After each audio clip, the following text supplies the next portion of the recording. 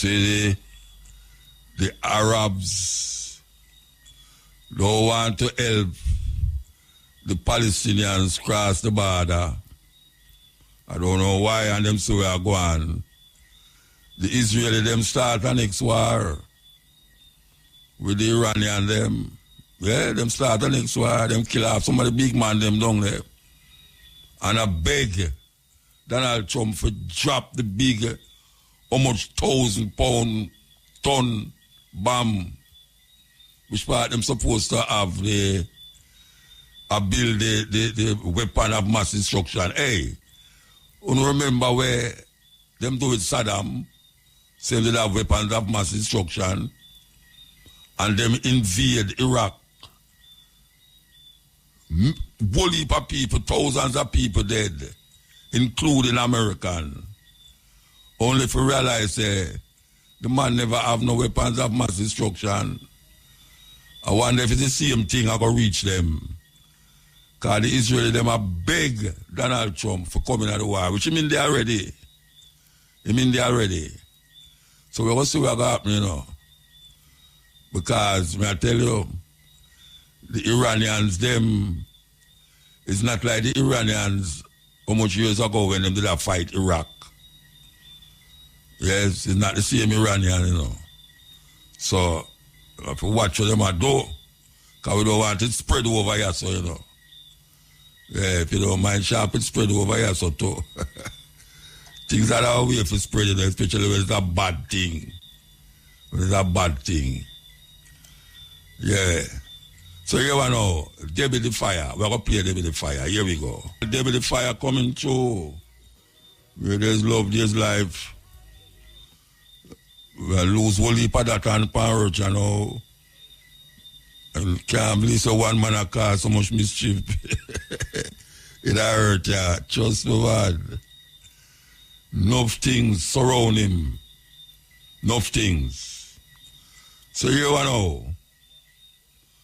Supposed to have an interview here, but well, 2 interviews we have still, but one supposed to come now, but it's not there. So we'll just continue the journey. This, we'll tell you about an artist who passed away. We never tell him name a while ago, but Leroy Gibbons, for those of you who don't hear, Leroy Gibbons passed away.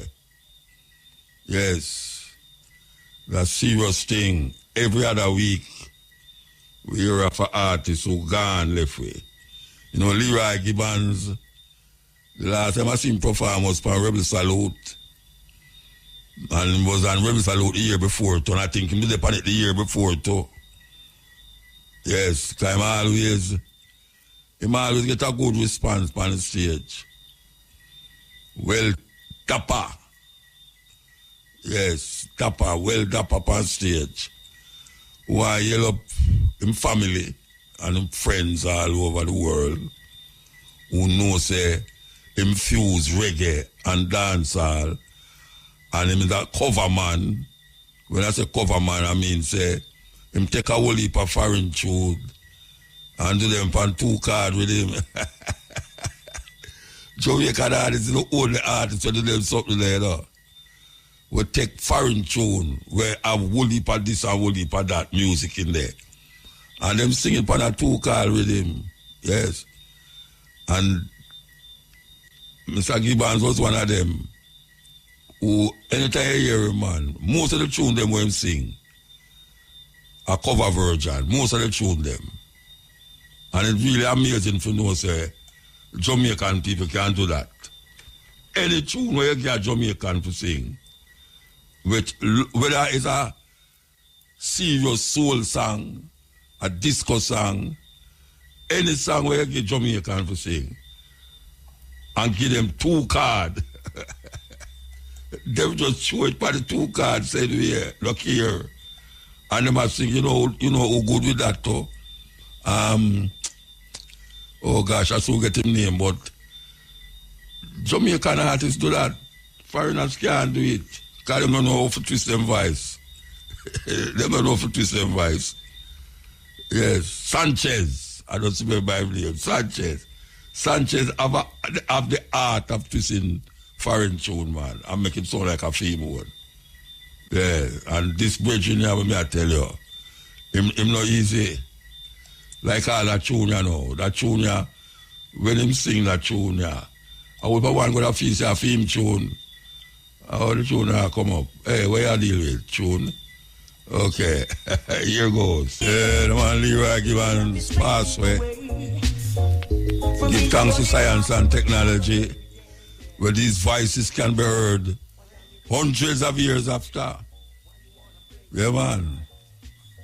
Whether it depend on vinyl, whether it depend on jump drive, a little more, anything where them go discover and do for preserve music, depend, all them tunes are going to get preserved upon it. Yeah, man. Leroy Gibbons. Our little tribute to the man called Leroy Gibbons. So, we have an interview with our sister who I'm going to say 30 odd years now, she had do a festival in Canada. When enough people from Jamaica go up there, go do them thing. And it's not just music.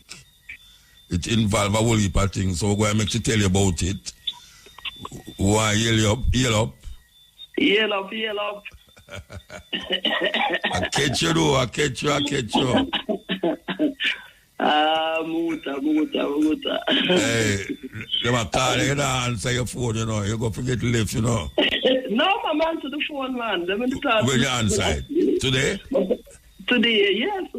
She said a long time she called you and answer. No, man. 2 times she called me, man said 2. She called me 3 times, man said 2 times. Then the first time you never answer then? The first time, answer the second and third time. Anyway, I'm here now. Yeah, man. Give thanks, man. All right. So, we could ask you now, how much years you had to this thing, or tell me? All right. So, here's the thing. Rastafest is 32 years old. Wow. My son production is 45 years old. However, the Rasta activity in Toronto that I've been involved with from 1977. So you're talking more than 45 years. No, I'm telling you, say your name, my son, you know. Sorry if you don't remember your name. Not remember your name, but call your name. My son, the sister name, my son, we are talking to. Yes. Right. Yeah, so it's 30 odd years. 32 years Rastafest, 45 years Masani production, but from 1977. Really from 1977 we had the Rasta work, and that's because from 1975, when Bob Marley came to Toronto, you know, a handful of Rastas went through a lot of persecution. Oh, yeah? From 75, when Bob Marley come to Toronto, 3 days after the Bob Marley concert, for 1 full week, the media, the police, immigration, laws officials attacked on the Rasta community in Toronto. Why? Well, I mean, remember back in 85, you know, I mean, what I did, they imported a lot of negative things from New York. So if one did remember what was happening in New York back in 1985 with the Rasta community and some dreadlocks people had committed some crime. They say Rasta time bomb, Rasta they explode, Rasta terrorists. We were the terrorists back then in 85, you know. When they matter about and so forth. They matter about terrorists. Now, so all that did kind of have an impact on the handful of Rasta in Toronto after Bob Marley visit. So from 85 and coming up, no, we might talk 85, 75. We might talk 75. No, man, in 1975, we are talking about, not 85. Yeah. Well, come there in the early 90s, come to show me and my band, come to a couple show many times still, but that time in the 90s, early 90s. Yeah, the 90s when things cool down. Yeah. Then it's hot, them time in the 70s, man, what? 75, 76, 77, 78, coming up 79, Rasta in Toronto, Rasta in New York. I'm sure things are happening in Jamaica, but New York and Toronto very much intertwined, you know. Yeah, because Jamaican vibes. Yeah, because not one to realize it, but you know, Toronto has the 3rd largest Jamaican population in the world, you know. Outside of Jamaica, I think New York is 2nd and England is 1st. But Toronto, we have the 3rd largest Jamaican population in the world. So whatever happened, what's happening in New York, what's happening in Toronto on a smaller scale, and ones that run from New York come to Toronto do things, and people are leave from Toronto go to New York. So Toronto and New York are intertwined. Maybe I want to make Trump want to colonize, you know. Make the 51st state. Just take away the border, you'll never become a 51st state, so you know. People say a false line. People don't sit down there and just draw a straight line. You know, America is running across the border now. Welcome to the 51st state. I don't they never run left America. Of course. Yeah. Me about that. All right, tell me about the festival now. Cause I think at one time I come up the feet already, or 2 times. Yes, you did. You came in 2006. Oh, yeah? Well, so 2006, no, 2007, and I tell you why. 2006 was Tony Rebel. Tony Rebel came 3 times already, you know. Tony Rebel come 2 times in 2006. August 2006, September 2006. And then you came 2007. Okay. Right? Okay. Yeah, York University. And then through the years, so many artists, too many to call. I mean, Mighty Diamond. Yeah, I know that. I know. So many. Enough. Alright, so what going to happen this year now? August. So this year now, what is it now? It's a 5-day celebration. So it's a revisit of the 82 conference, 83 conference, 84 conference, and then the Rasta Fest itself. So in 1982, the first international Rasta conference.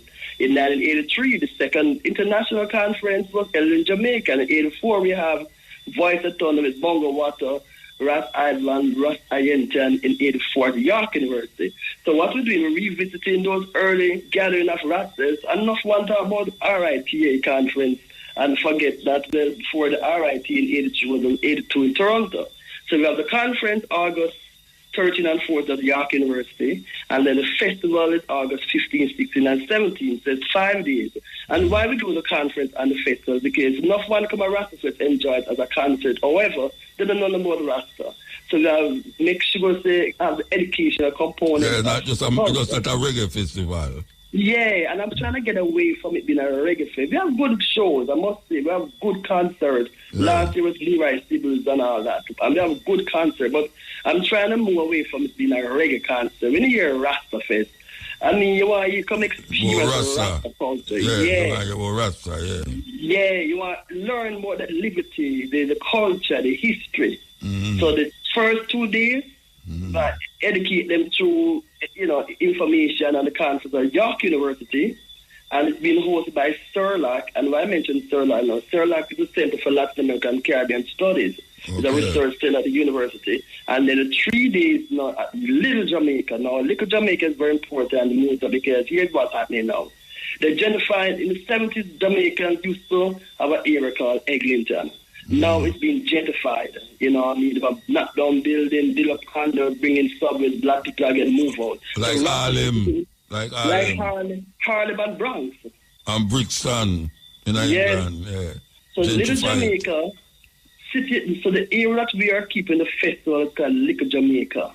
Studio M, my business is in Little Jamaica. I'm also on the director for the area in that Little Jamaica, because you see, the subway going to open in September. Condos are being built up. You're talking millions of people moving in, because, of course, where there's a subway, there's money. But what about the black people in the 70s who helped build the Jamaicans who built that area? So that's why it's called Little Jamaica, The area is actually called about it. Yeah. So that's where the festival is going to be for 3 days. Okay. So the 2 days we have the reasoning. And the night time we have the reason in the black community in Little Jamaica. So it's a day and night program. And then when I say the reasoning, what do you mean? When I say the reasoning? Well, you see, the conference at York University is going to attract a lot of students and academics. However, the community now, we want to make sure that the community also has access to that reasoning, that information, that knowledge. Okay. So that session I'm going to be in the Little Jamaica community. Okay. I'm going to say reasoning, like a gathering, and so forth. Because again, remember now, we still have to work with the black community in Little Jamaica, which may not be at the conference in the daytime at York University. That's what I'm saying, community reasoning. So it's a gathering of reason and information, and also a Rasta exhibition. So we're going to have things about the Rasta culture on it throughout the 5 days. Mm-hmm. to educate ones about it. Again, remember now I try to move away from it being a reggae concert. Reggae concert, yeah. All right, let me ask you something. Because I must say, the brethren, who you have a look about them visa thing there, may I tell you, man, the man come like a computer, man. Look the man efficient, till him can't efficient no more, man. Just all right, so you know, are so much people you carry go up there? Well, we have different relationship with different ones, as you know, in Jamaica. Yeah. When it comes to the I'm talking Rastafari. So Rastafari Indigenous Village. Yeah. Rastafari Indigenous Village are first man. So about 5 ones from Rasta Village. First man and Virgin them. But we have a cultural exchange program between Rasta Indigenous Village and Rasta Fest. Okay. So I mean, for a long time, about 10, 12 years, we have been having man. So they're overdue, They should have been here coming up like 5 years ago. They got the visa much time there. So they're really overdue for visit.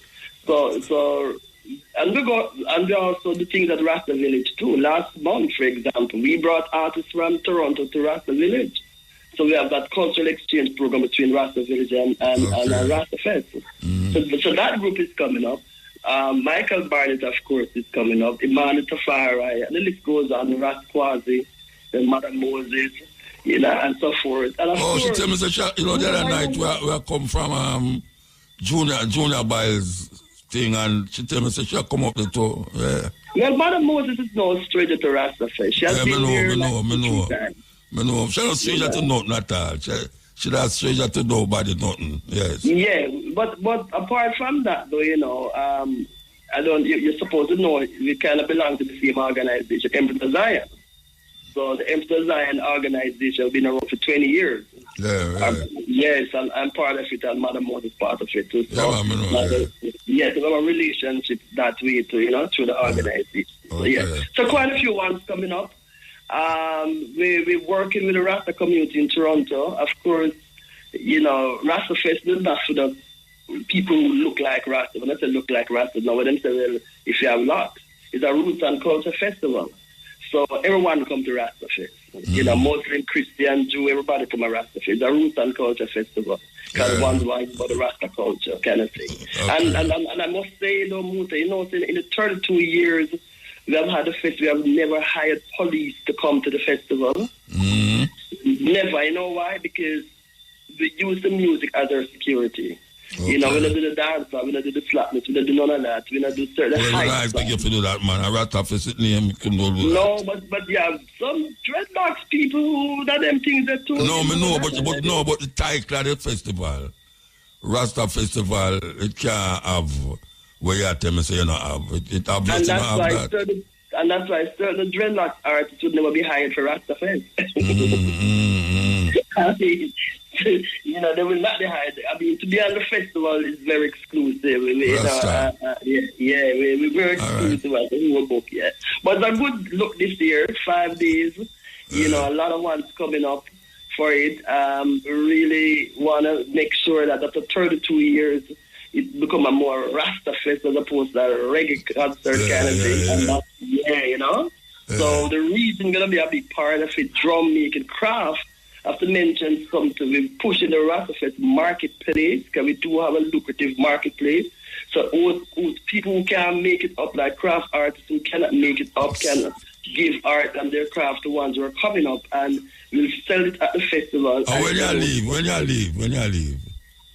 leave? No, not today, so today. When you leave? Listen to me. Tomorrow, this time, I'm in Toronto. Which part you there? Right now, I'm in the Orchard. I get something to carry. I get something to carry. I don't want you there. So why don't want to give it to me? No, because I know that you talk about that and that. I say, right, I should have give you Uchi, come back at town at all. I'm going to go take the plane. I'm flying from Mobile tomorrow morning. I was in Kingston yesterday. I was in Leonard Howard. Yeah. So you're not come back before that. Then? It's my second trip for the day. To be honest with you, for the year. To be honest with you, I really tend not to leave Toronto close to the festival. All right, you know. Tell me who I go when you reach up. Tell me who I come. Me give them something to carry for me. But everyone I come at the same time, you come. Yeah, they know that. Me I say, yeah. Me one can't carry, me I carry.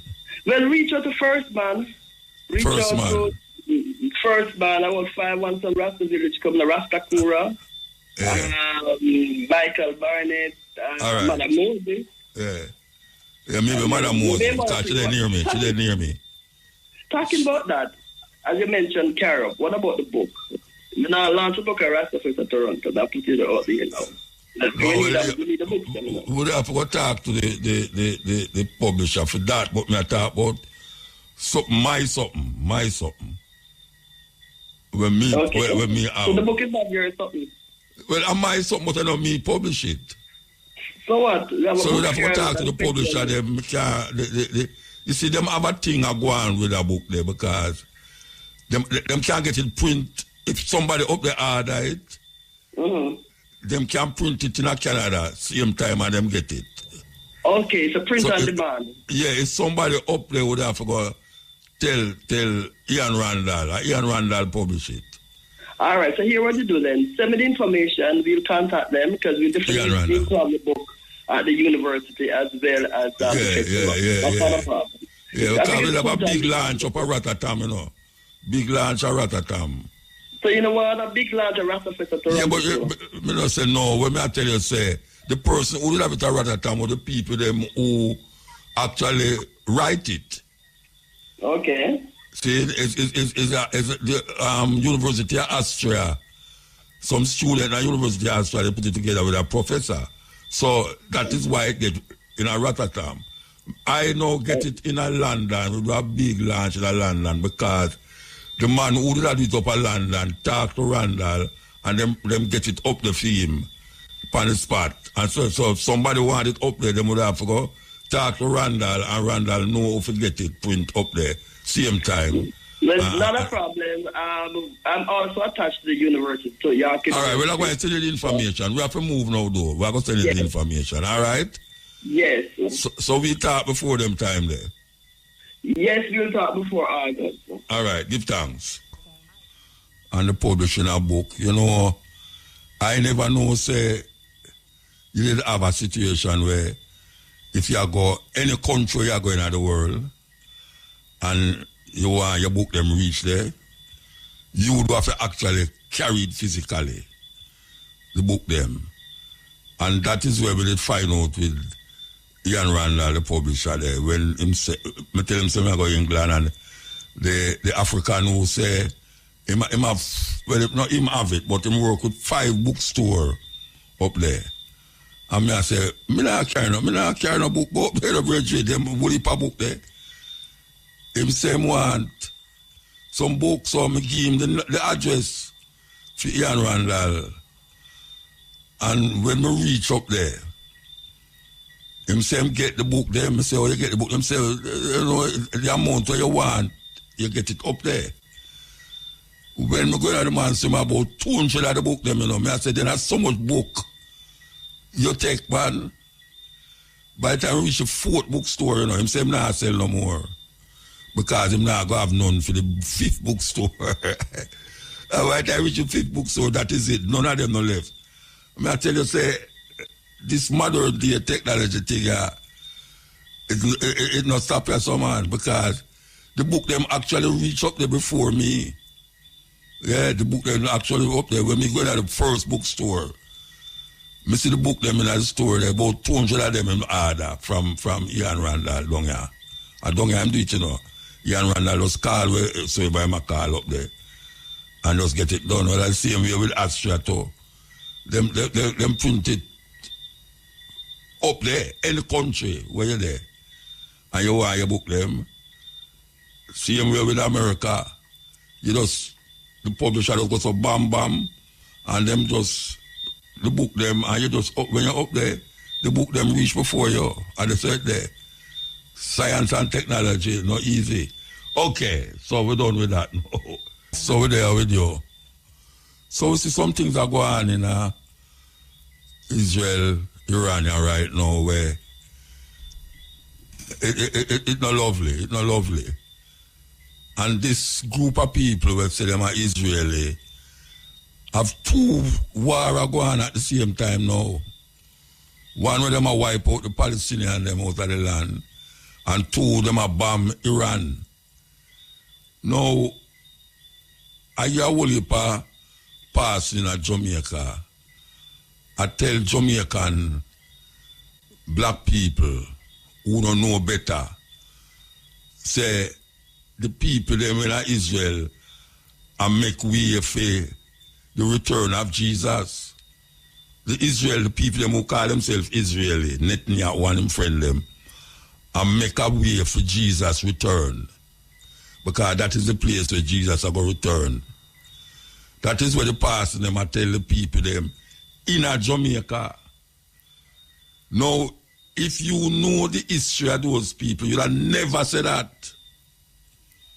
Because, especially when you go, watch a man, me and Tony, I go through the airport, man. Why you love Tony Rebel, you know? Me and Tony Rebel, I go through the airport. Everybody in the airport will say them are Israeli. You know which part them come from? Russia and Germany. Just like how most of the white people them will start out a kill off the Native American them on Turkey Island. Irish people a runway from whatsoever that take place in England and all these places and come and go in England. Start going to Turkey Island there and kill off the Native American them and push them on some dry place and them call it Indian Reservation. Now for those of you who read the Bible, no, say Israel in the Bible is a man named Israel. It's a man named Israel. And his name was Jacob, according to the Bible. Before that, he was called Jacob. And Jacob had 12 sons and 1 daughter. And Israel, who was called Jacob, traveling, and the angel of the Lord come to Jacob. And he fought with the angel. This is what going on now in the Bible. He have a fight with the angel. And when him done fight with the angel, guess what? Him win the fight. The Bible says him fight with the Lord, you know. Him fight with the Lord, that the Bible says, at least the one when me read, say, him fight with the Lord. And him overcome. And him all get a blessing now, him say, him name Jacob, and the Lord say, from that day on, you have fought and overcome, so you shall be called Israel. Israel is a man. Israel had 12 sons and 1 daughter. And out of those 12 sons come the 12 tribes of Israel.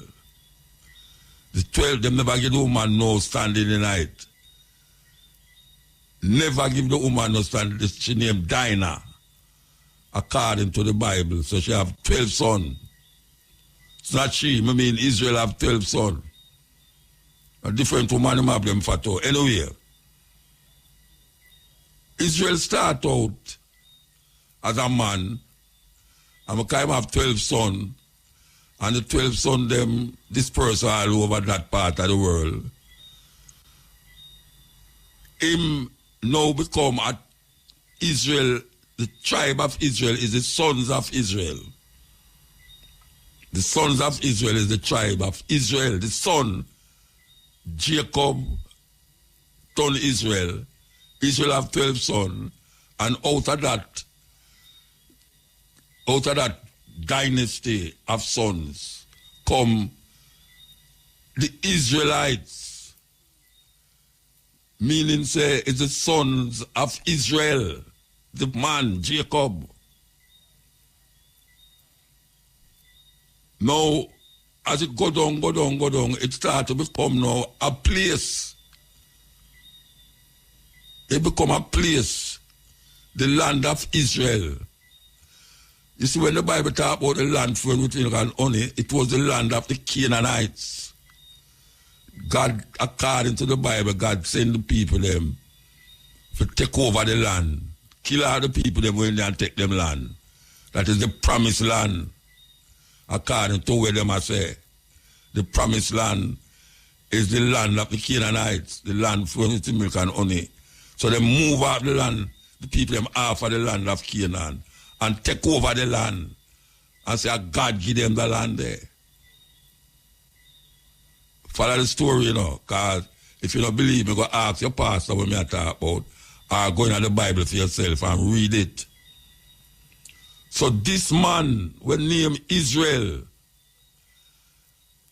become the representative of a nation of people called the Israelites.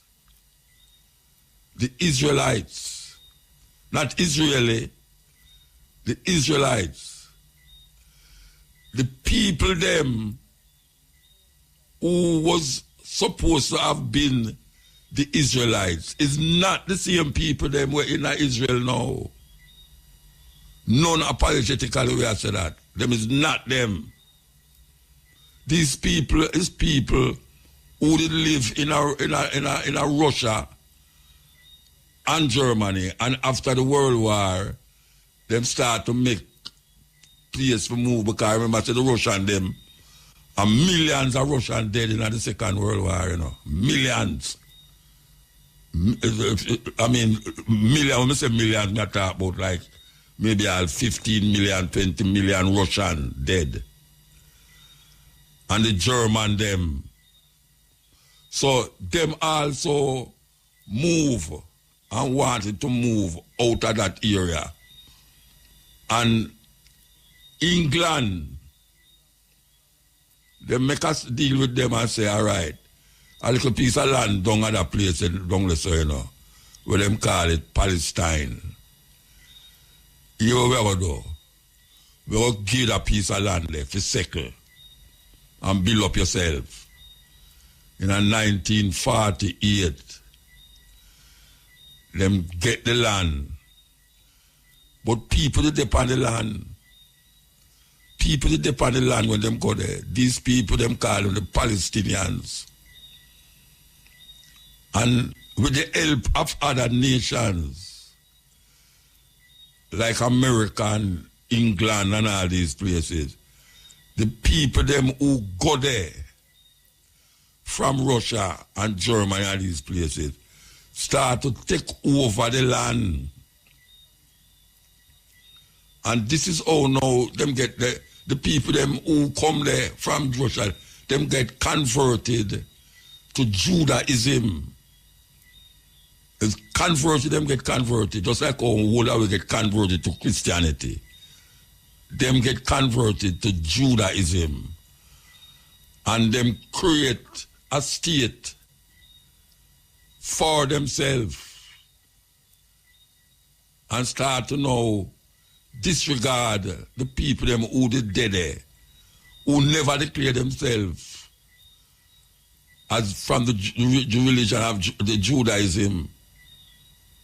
And them use the part of the Bible them called the Torah.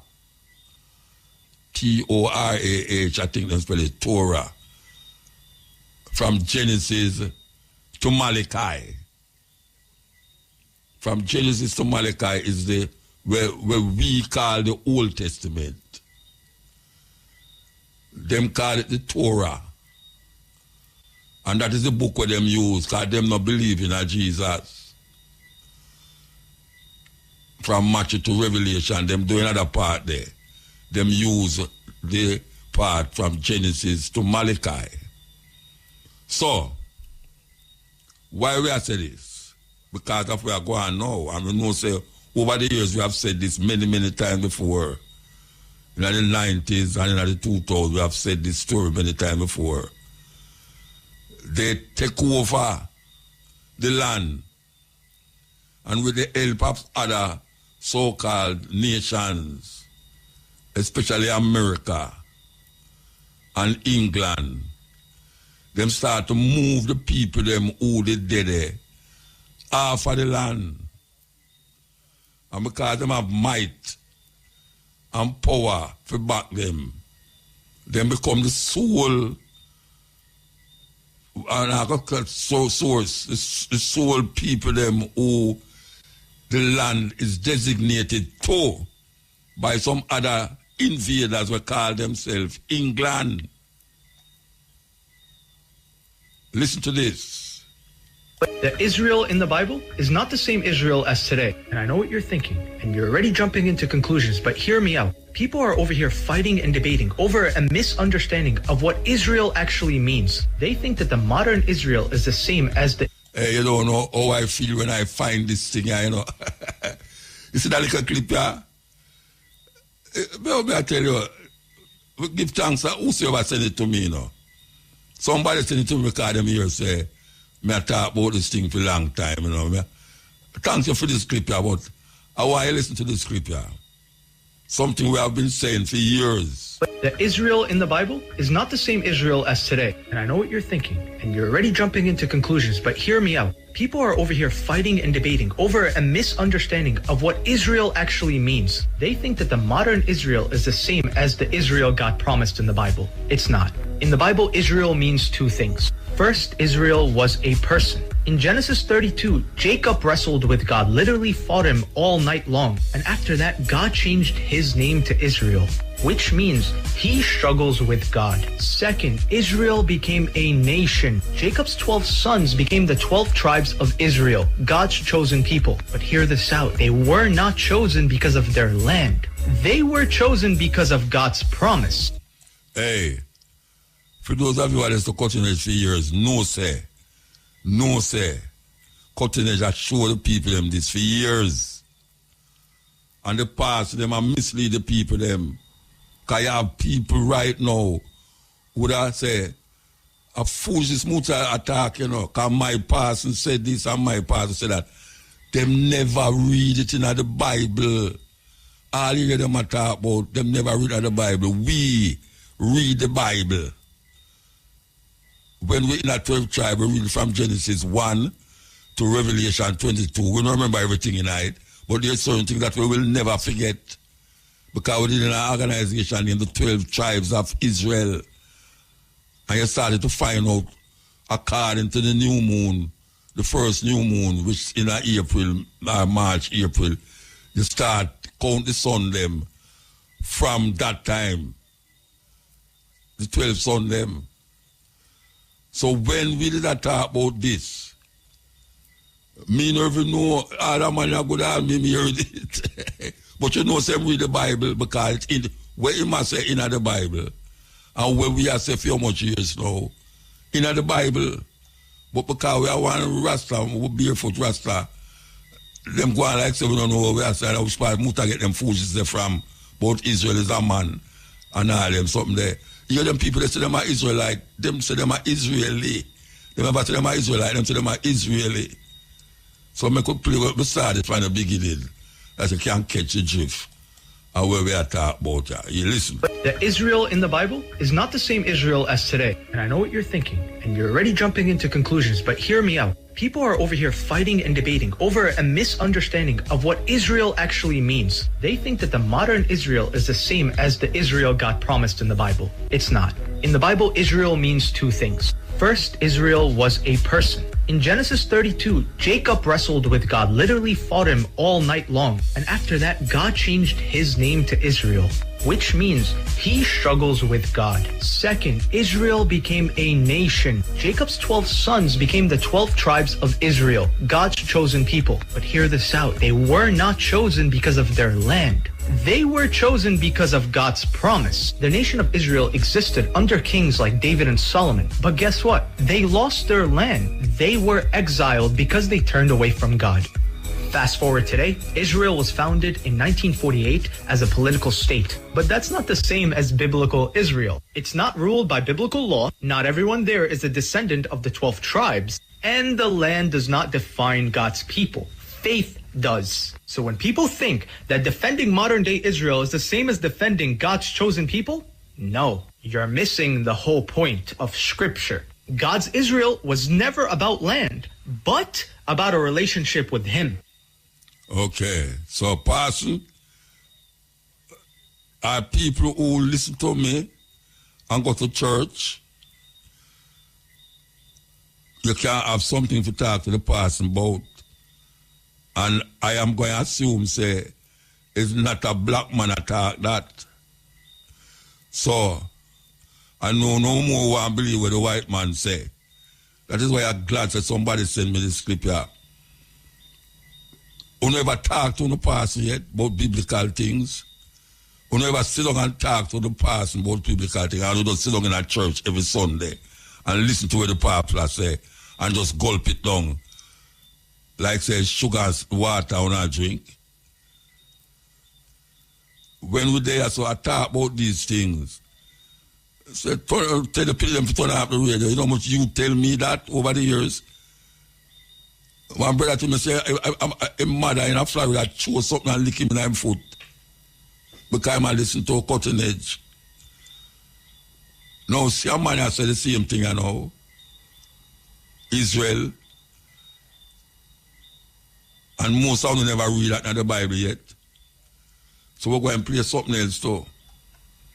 We're going to play something else to disturb. You know. And me and Ian Bowen used to have many reasoning. Many reasoning. All on TV. I think I come from Ian Bowen program more than any other pastor. I'm not a pastor. Party program. Yes. All right, so here's the next one. Listen to that one now. All right, line up. Here we go. The Gospels of the New Testament don't claim to be written by eyewitnesses, and in fact, they were not written by eyewitnesses. The Gospel writers were living 40 to 50 to 60 years after Jesus died. They wrote the Gospels in Greek. Jesus' language was Aramaic. These Gospel writers were living in a different country. Decades later, where did they get their information from? They were not the followers of Jesus. They don't claim to be followers of Jesus, the disciples. They're written by later people, decades later, in a different language. Where did they get their information from? They heard stories about Jesus that had been in circulation year after year after year, decade after decade, down to the time that the gospel writers living in a different country, speaking a different language, heard the stories. What happens to oral stories when they are transmitted orally? They change. The gospel writers have discrepancies among themselves because the stories that were told and retold were changed over time, and the gospel writers themselves sometimes changed the stories. That's why there are discrepancies. That's why scholars might be able to tell you generally what Jesus was about. They can list 8 things that Jesus did, but they can't tell you the details and agree. Why can't scholars agree? Because there are so many discrepancies that the Gospels are not reliable. Okay. So that is one of the things that we get knocked for on this program for years. Who was Matthew, Mark, Luke, and John? As a matter of fact, according to the same theologians, the books of Paul was written before Matthew, Luke, and John. Matthew, Mark, Luke, and John.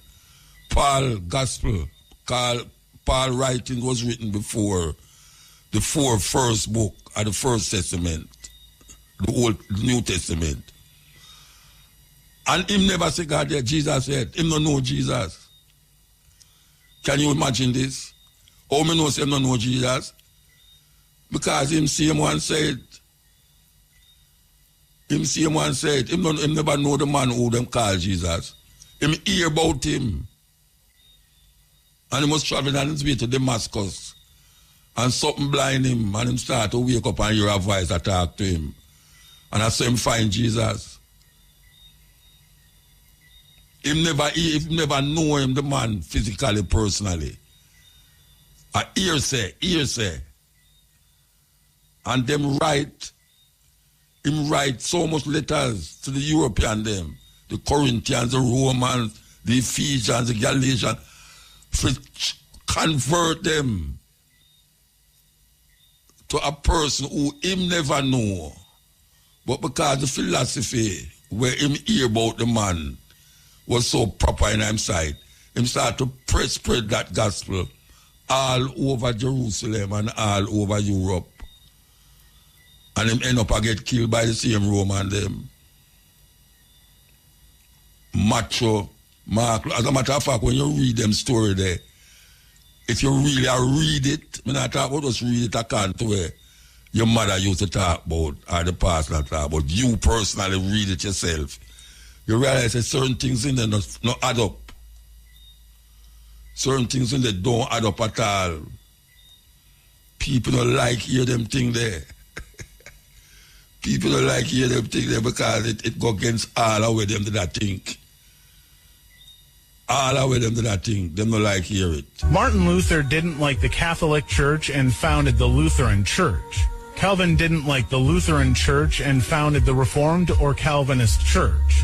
Henry VIII didn't like being denied Catholic marriage and founded the Anglican Church. John Smith disliked the Anglican Church and founded the Baptist Church. William Miller didn't like the Baptist Church and founded the Adventist. Ellen G. White really liked what William Miller said and founded the Seventh-day Adventist Church. Charles T. Russell didn't like the Adventist Church and founded Jehovah's Witnesses.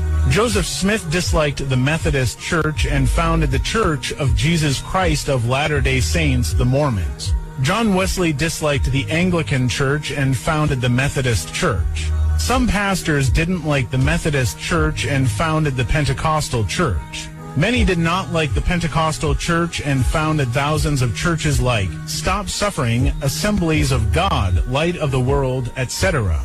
The evangelical movement came from the Baptist Church, while the different born-again movement came from the evangelical churches. The born-again faith emerged in the late 1930s from the U.S., and it gained popularity in the 1970s and 1980s, its golden age. There are now 35,000 different so-called Christian religions who claims their interpretation of the Bible is the right one. Okay. When you hear that? When you hear that? You can go dig it up for yourself because you have books where record these stories and tell you. Listen.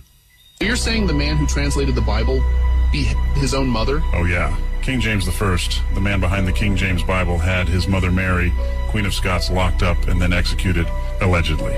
He worked with his aunt, Queen Elizabeth I, to make it happen. Why? So he could secure his place as King of England. That's not exactly the kind of story you'd expect from someone tied to the Bible, is it? But it doesn't stop there. James had a thing for demonology. He wasn't just curious about it. He wrote an entire book, Demonology, all about witches, demons. All right, make us stop here, sir, about demonology. I have that book. A man send a book they come give me. Say never know, say, King James was affiliated with other books other than the Bible. Well, I have the book. And when you're looking at the book, you're frightened to know, say, this man here claims to translate the book with other men. Because them says 40 different scholars him get together for really translate the book from other books. So film version is a version. You know what version mean? It's a King James version. Like a film version, you know. King James authorized that version. So if King James version is where I read, wanted the version before film version. Because remember I said the first time it was written in Aramaic. Not Amharic, you know, not Amharic, like Ethiopian language. A different language they used to talk in Jerusalem. Now remember I said never have no all right, I could come back with it. At 12 o'clock. The Demonology book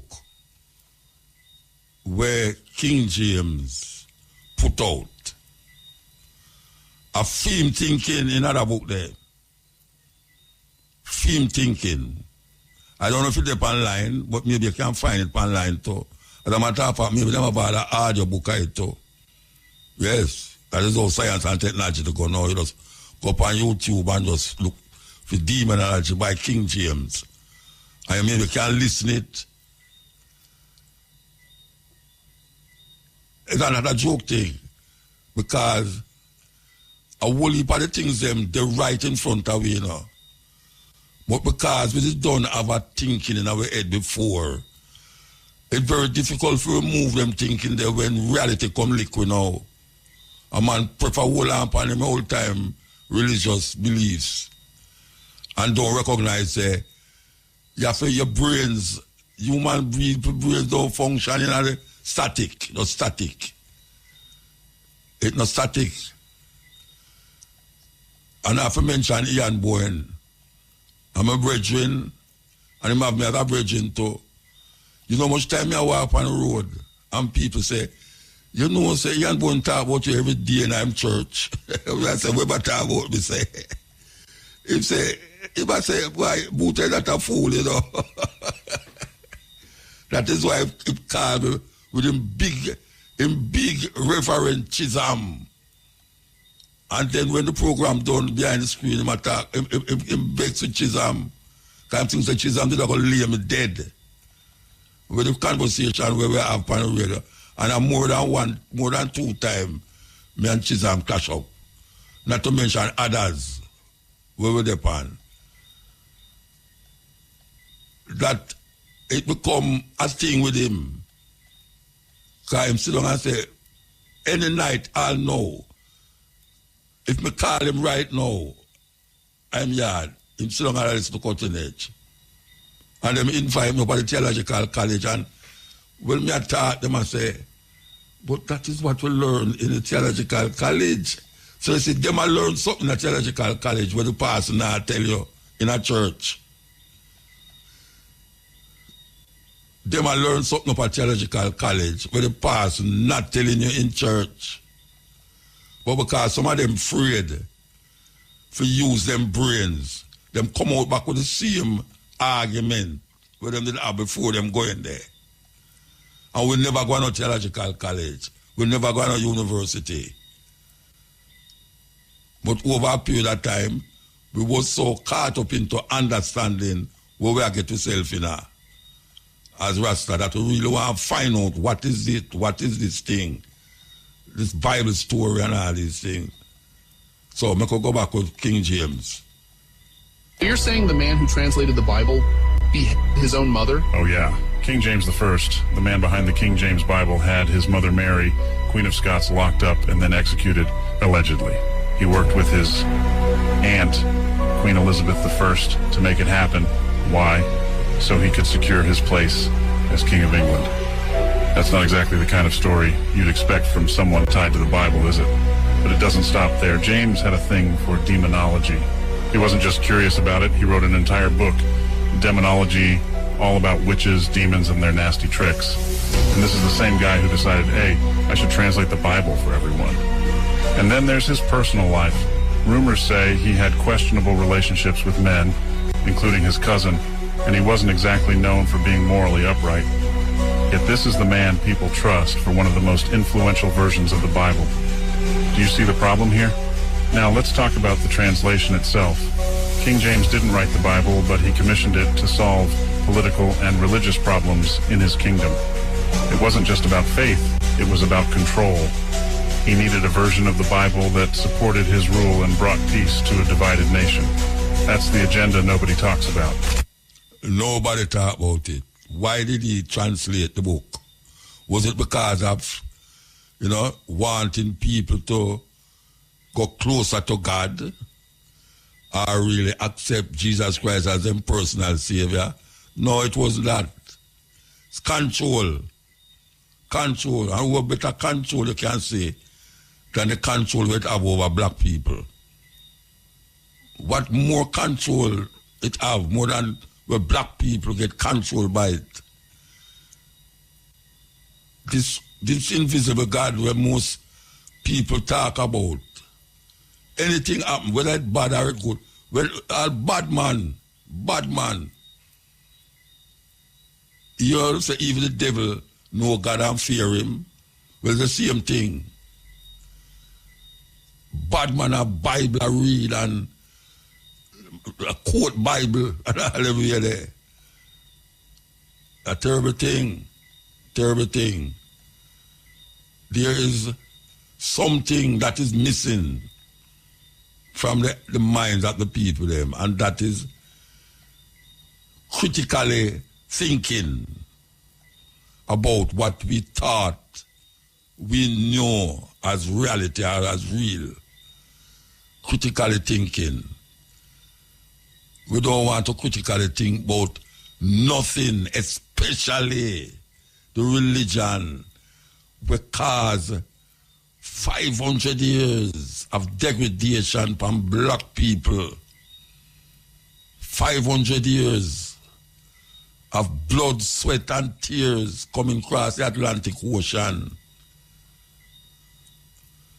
and wipe out a generations on top of generations of people.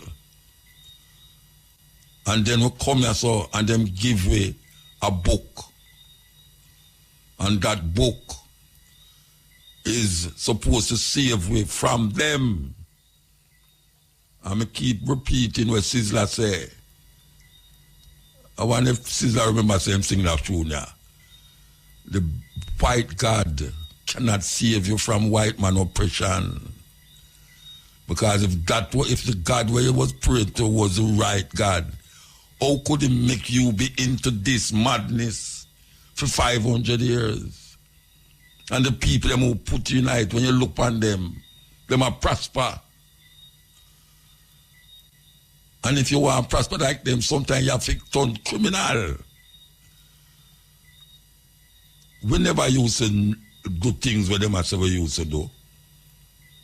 We never own. Boy, I'm glad that people are just to consider, you know, trust me. Because all the things that we do and bring out, we can put a different voice to it now and people know say. But somebody else that say it. Listen to this. I've never owned anyone. My neighbors, as far as I know, have never been owned by anyone. But the people who say we don't owe any reparations for the Civil War are ignoring something really huge. Or maybe they just don't know. Some people already got reparations. White people. White enslavers were paid for losing their human property. The actual people who were raped, tortured, whipped, and sold, and worse, were promised land to get a fresh start after the war, but they got nothing. When slavery was abolished, Congress paid nearly $1 million, which is 30 million in today's bucks, to white enslavers as compensation for losing their property in a war they lost. If a freed person didn't hit the road fast enough, they risked being re-enslaved under new laws that were just workarounds for all these white people losing their slaves.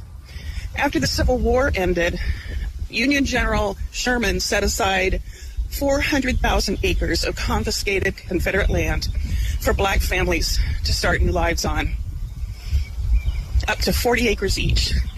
The Army loaned out mules to help them work the land. That's where the phrase 40 acres and a mule comes from. Black people were already working some of this land when Lincoln was assassinated and Andrew Johnson became president. Well, Johnson reversed the order. He gave the land back to the same Confederates who had just tried to destroy the country. The freed people were evicted. So they made all these things into crimes that were non-crimes. They were things like, if a black person didn't have a job, that was a crime. If a black person couldn't prove that they had a job, that was a crime. You could get arrested for that and a lot of other ridiculous things. But once you were in jail, you could be leased out as labor for private profit. This system of convict leasing allowed white landowners and businesses to replace slavery with something just as violent, just as profitable as slavery. No wonder there are still Confederate flags all across the South. Even after slavery was abolished, black Americans were not safe. Public lynchings became a regular threat. They were a form of terror used to keep free people in their place. They were planned events announced in advance, so everybody... Yes. When you listen to them things is like, oh, we play the music there, and so we play them things, that's why I'm so short, because when I get bored, when you listen. This is the first time I will say I am really, really proud of my ancestors, because they left nothing behind, nothing at all. I've traveled the world as a black man, and I have never seen a black country where the people who live in it are foreigners that were brought there by blacks as slaves. Not one single country. Yet the black race has more countries on earth than any other country. 54 are on the continent. 13 black countries in the Caribbean. So 68 black countries. There's not a single black country where slaves were bought from outside by black people. I've traveled the world. Not a single country in the world colonized by a black country. There's nowhere you go on Mother Earth where the language they are speaking was imposed on them by force by a black country. I've traveled the world and I have never seen a religion that is imposed upon anybody anywhere in this world by a black country. There are 68 black countries in the world, the largest continent by number of countries. Not a single one of them has a nuclear weapon of mass destruction. Black countries across the world, none of them is responsible for what we call the military complex, where we are manufacturing dirty bombs and sending things into the water to pollute people. I've traveled the world and I'm yet to see one product that was forced to be sold in another country by a black country. So it means the black race is the only race on earth that represents what the United Nations have been looking for the last 100 years, peace. Yes, we fought internal wars just like anybody, and that is all we did. Therefore, in my travels, there was no place I went on earth where the people there pointed fingers at me and say, your people did this to me. Never. The black person is the only one who travels this earth, and no one will point a finger. That's what my ancestors left behind. Nothing.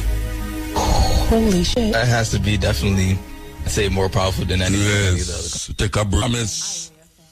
The African them in America, 40 acre and a mule. That was then. Up to now, them never get 40 acres and a mule. 40 acres and a mule, that was never given to the African them. Kind of somebody will man say, multiply that by that by that. Supposed to get all the way. Tesla car, them name them make. Yeah. Okay, so we want to play this. But after we play this, after the advertisement, we're going to take some phone call. So take the phone call them after we play this, and then they add them going to come, and we just work out the phone call them.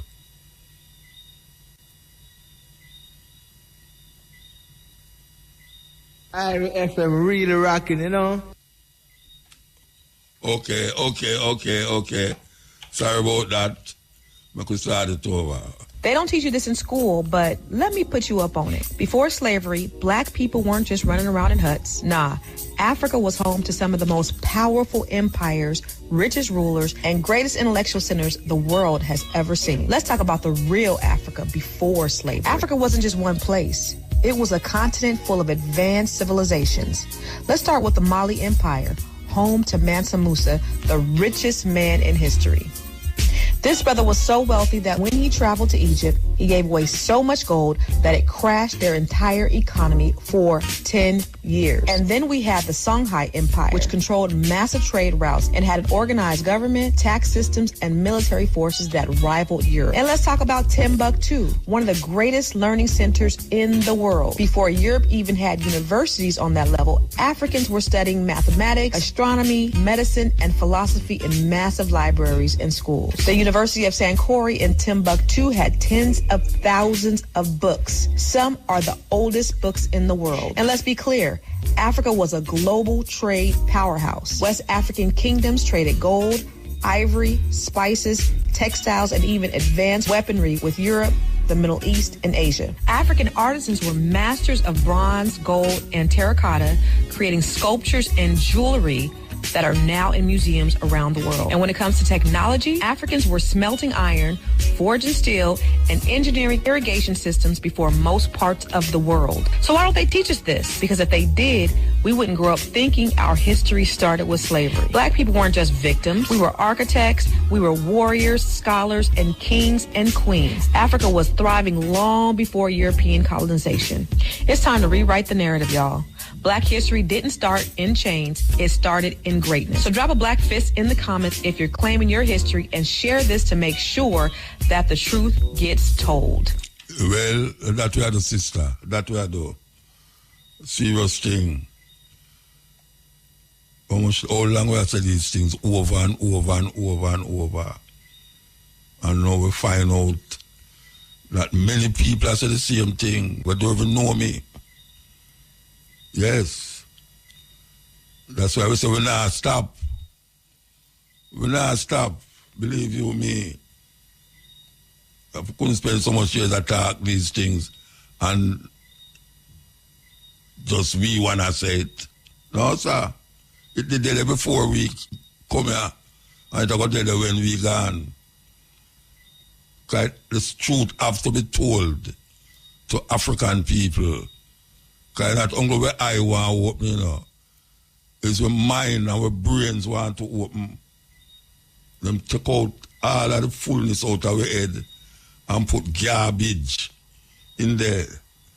That is why the whole of we now are run up and down with for them kind of clothes and them the thinking in our head, for them thinking, them put them thinking in our head and we feel say we.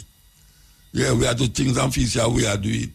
It's like some little zombies. Most people know Washington, D.C. as the capital of the United States. But what they don't know is that the city was partly designed by a black man, a self-taught genius, named Benjamin Banneker. Born in 1731 to a free black woman and an enslaved black man. Hey, a Black History Month, every month on that program, you know.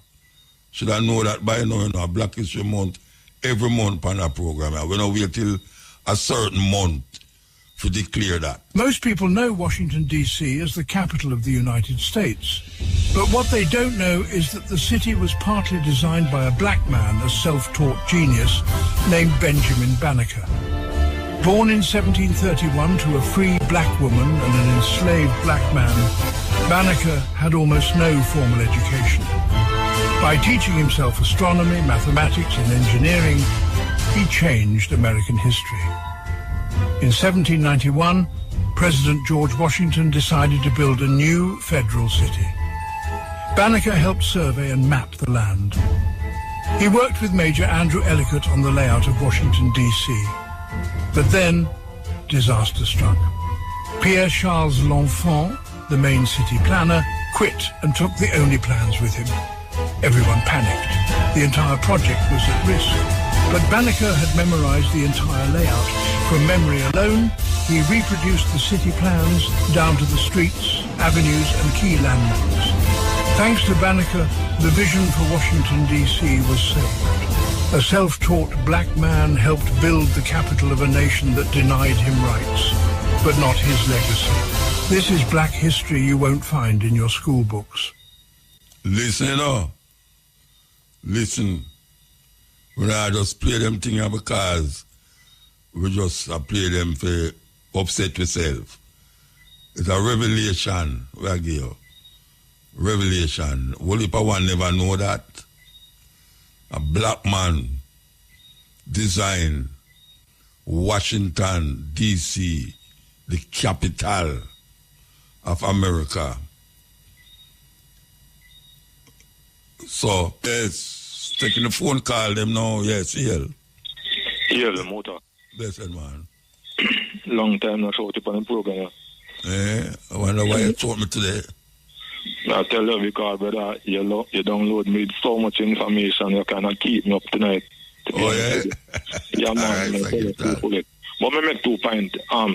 There's a book where you call Demonology by Christopher, by King James. Yeah. You can get a book upon archive.org. and download any book free, over 50 million book. You can download them free. You get Marcus Garvey Philosophy and Opinion. Yeah, well, tell the people them louder than that. Make them hear. Yeah, people, and Mein Kampf by Adolf Hitler. You read a book there with King James book, Mein Kampf by Adolf Hitler. But what I don't want to talk about that. There's also a book called The Negroes Christian. No, hold on, man. You go too fast. You go get to talk. You don't have to roast them out. All right, sir. Tell the people them which part them can get the demonology book when we just talk about. Yeah, you can get free on the internet, archive.org. You have over 50 million free books can download. Audio books also. They share so much information. All right. So, yeah, but you know, I want you know this muta. You know that no Jew or no Muslim not believe in a God. Well, them not say God, them say Allah. The Jew, all them, right. Most of the Jews, them are atheists. No, the one them in Israel, most of them are atheists, you know. Yeah, not only that, because through their history, remember, God is a European country. God have one son, sit down on your right hand, No Jew or Muslim believes that God have a son, No, well, listen, yeah, listen, stupidity is now. Islam no believe say God have son neither. Yeah, for real. But them accept Jesus, but them believe in Jesus. Yeah, right. They understand who Jesus was, according to their history. There was nobody in the Bible named Andrew, Philip, Mark, Thomas. Matthew, Mark, Luke, and John, man. Matthew, Mark, Luke. Yeah. But not only that, none of the disciples' names, them never have those names in the Bible. I'm going to show you something. Maybe get down to you fast, because maybe somebody else want to talk. Look how stupid it is. In heaven, God, when they live comfortable, no problem, till Satan rise up against him. Satan deceive much. Angel 1/3. Then God cast him down after a war. Satan come in the earth now in a garden of Eden. Adam and Eve, they live so nice and everything. According to them Bible, Satan deceive Eve and Adam. God drive them out. You don't know what God do? God sent his son. One have nothing to do with the deception of angel nor Adam or Eve to come dead for people. And them still don't get saved. And Satan, who they get the problem, God, he make them kill his son in a brother. And yet Satan, who the troublemaker, them not kill still have him there. Sometimes I'm a lion, sometimes I'm a wolf in a sheep clothing, sometimes a serpent. Whether people look for Satan and know who them look for. The Bible say God create evil, you know. Of course the Bible said that.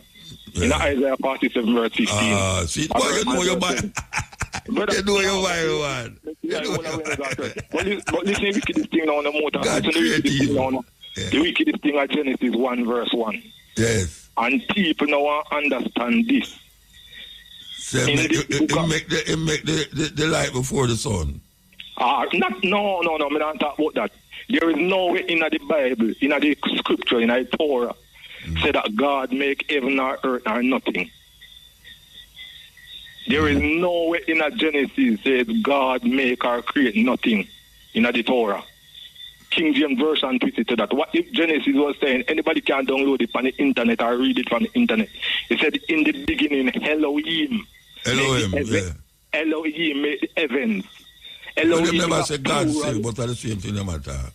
Elohim is the plural word for gods.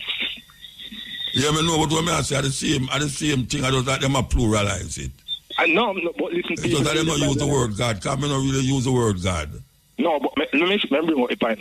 So you see in Genesis 1 verse 26, here the gods they talk now, come let us make man in our own image. All right. You see after Adam and Eve sin, here the gods they talk. The man have sinned and become as one as us. Them knowing good and evil.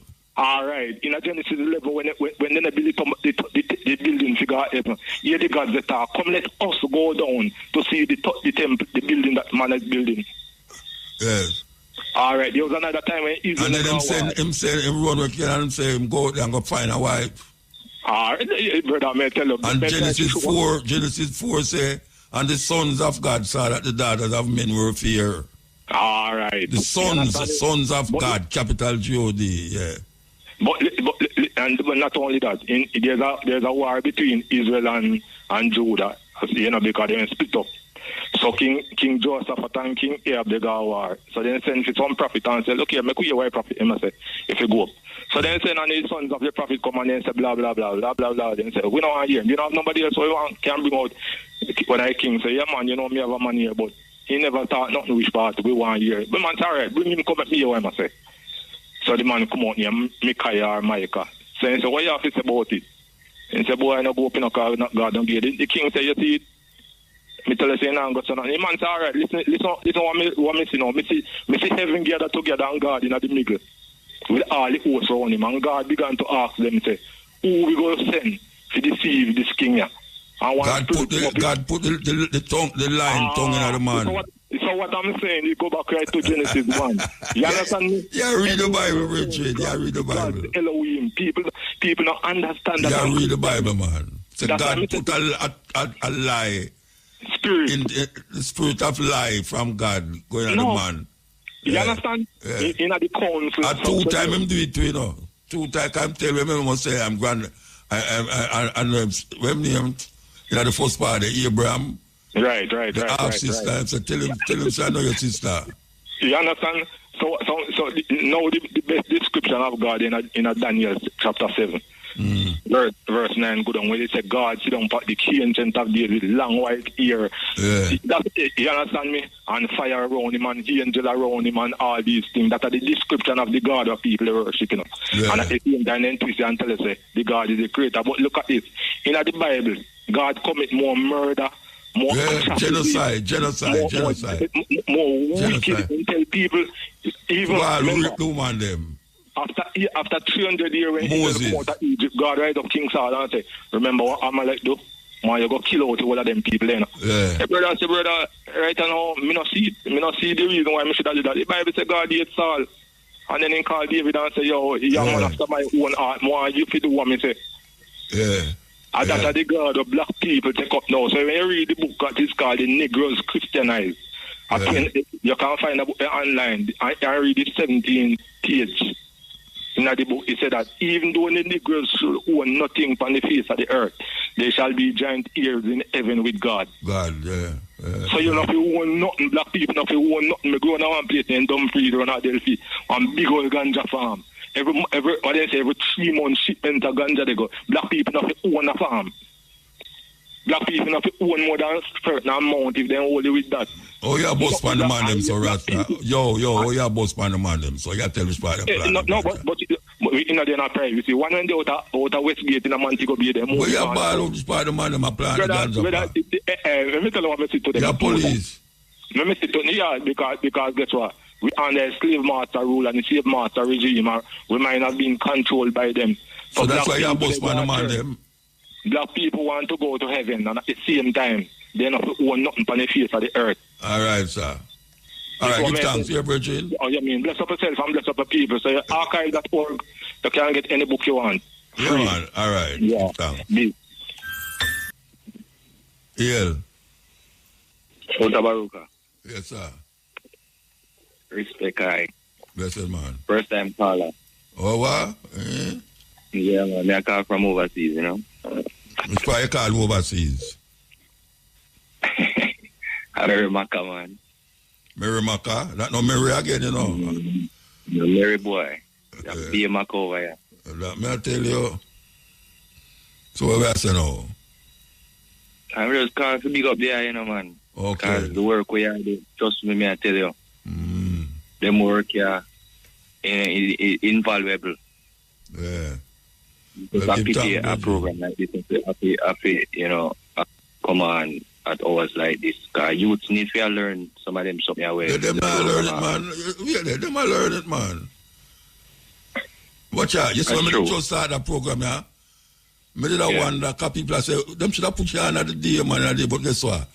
You know much youth all over the world when we travel go. When you see they are Jamaica and they are universities, you know. And so them used to listen to me when them do them homework up at university.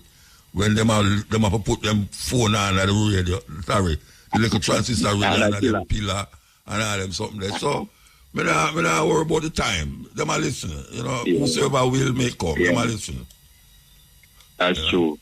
Yeah. Because I want to say, I just saw it going, one listen and the next one share, because even though with my youth, them, a lot of the information where they are pass on, especially when it come on to Garvey and them great people, and them something they may teach them, And when we just start, you never have YouTube. Yeah.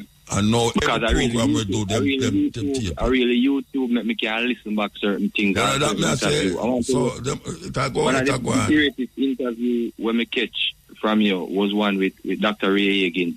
Okay, yeah, but when they bring him down, that interview there is like that changed my life. My whole life changed.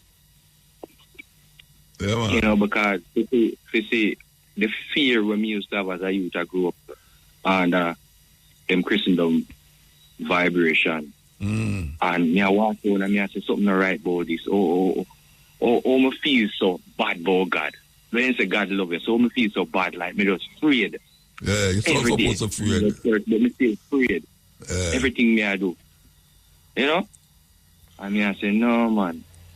And when me start listening to certain things and me go around certain Rasta people in my family, I say, no man. Easy man skizzy man. I just a trickster and a hole. To try a hole on the dump. And I still never believe, because I say no, so it could come like a una try trick me. I don't know who trick me, who try trick me. If I'm a family or for that system here. But me give thanks for the eye, because the whole I get, I listen to you, and I do my research, as you always say, don't take your word for it, do your research. But that program there, that interview there with Dr. Ray Higgins, yeah man, that program there. And the fact that him actually have talked about our great Marcus Garvey, and how him always said, black people won't do. Yeah, man. The white man,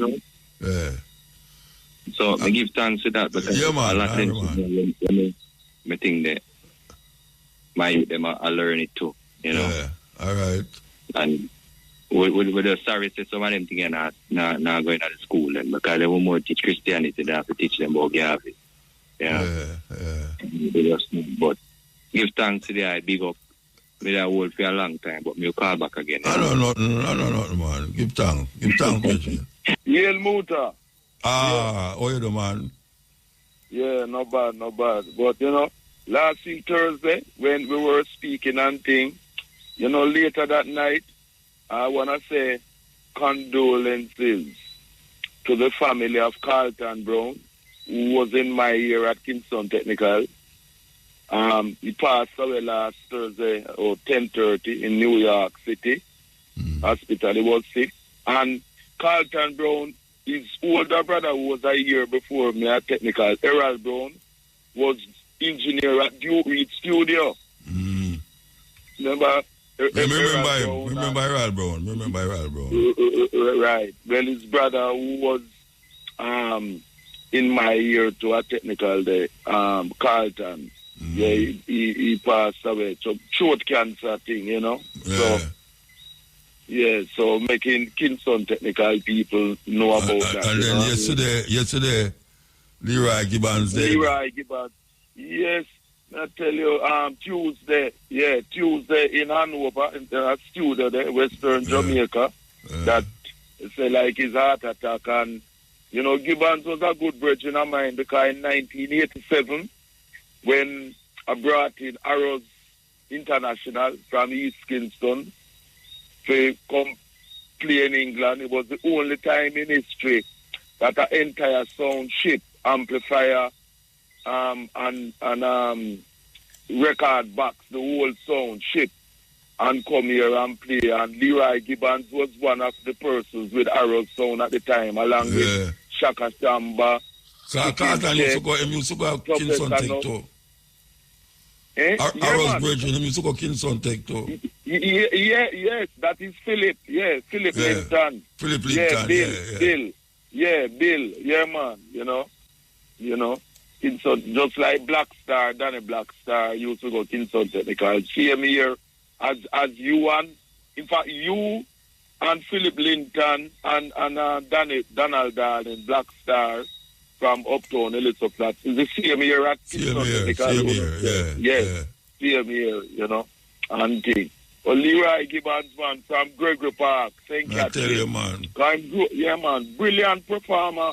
Oh, you mean, man? Over sound system on stage, man, dynamic, man, you know. And you remember a few years ago, him did get shot out by Port Henderson? No, I never remember about that. Yeah, man, he was jogging and thing. Yes, some shooting thing. Yes, some attempted robbery business, you know. Yes, Leroy Gibbons. He grew up in the church at Gregory Park, you know. So he was singing in the church and thing. And, you know, Willie Williams, who sing Armageddon there, the Studio One classic. Great Willie Williams.